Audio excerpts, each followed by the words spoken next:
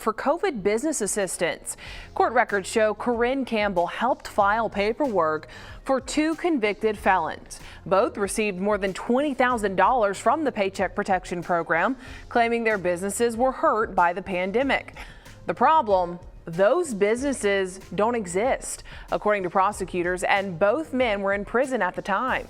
Biggest fraud in American history. Billions of dollars in pandemic assistance stolen by scammers. Finding them is the job of the Justice Department. I sat down with Deputy Attorney General Lisa Monaco to find out how they're doing it. Even I was surprised at the sheer brazenness of some of these fraud efforts. Deputy Attorney General Lisa Monaco is the top cop charged with prosecuting perhaps the biggest fraud in American history, pandemic relief fraud. There is something that is truly corrupt about somebody or an organization that would go after and try and line their own pockets and take from people who need that aid. I can't think of something that's more corrupt. Over the past year, the Department of Justice has charged more than 1,000 people and seized back more than $1 billion in cash and luxury items, like homes, cars, even a valuable Pokemon card.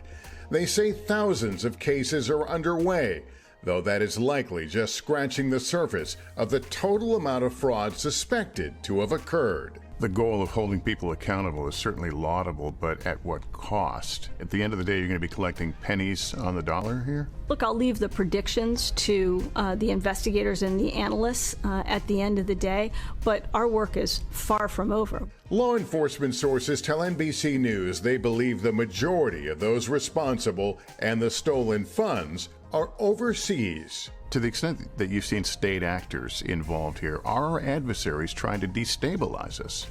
Well, I can say this, Lester. We've certainly seen transnational organized criminal groups getting into the business of this pandemic fraud. In an effort to determine the scale of the loss, President Biden announced last month that the Justice Department would appoint a chief prosecutor for COVID-related fraud. What we'll be doing in this next phase is focusing on large-scale criminal organizations, transnational actors who took it upon themselves to exploit the relief packages. Kevin Chambers, a former accountant turned prosecutor, will be deploying strike teams to comb through data, looking for a digital evidence trail. One of the things I know you have seen is people celebrating their success on social media. Look what I got away with. Here's my wad of cash. It's infuriating.